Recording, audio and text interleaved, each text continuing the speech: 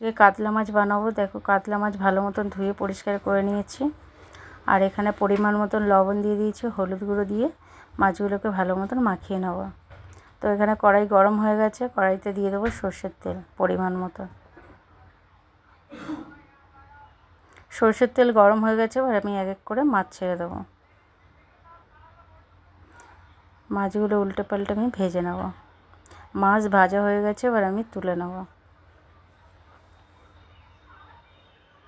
সব মাছগুলো আমি এইভাবে ভেজে নেব।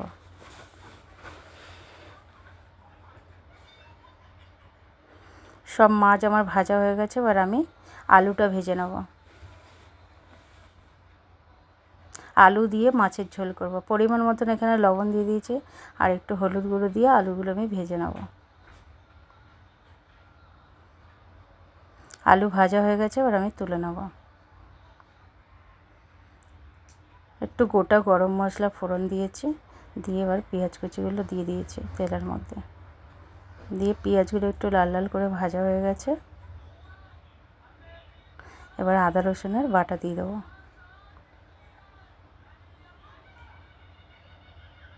আদা রসুনটা একটু ভাজা ভাজা হয়ে গেছে, এবার আমি লঙ্কার গুঁড়ো, হলুদের গুঁড়ো আর জিরের গুঁড়ো দেবো, আর পরিমাণ মতন জল দেবো।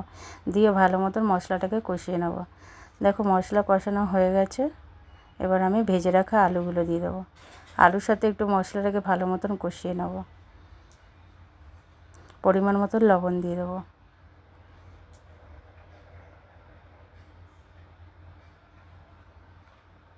আলুর সাথে দেখো মশলা কষানো হয়ে গেছে, এবার আমি পরিমাণ মতন জল দিয়ে দেবো।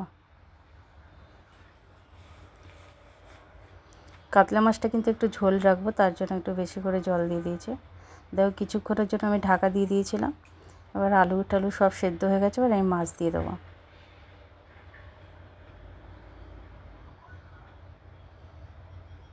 মাছের ঝোল হয়ে গেছে, এবার আমি নামিয়ে নেব।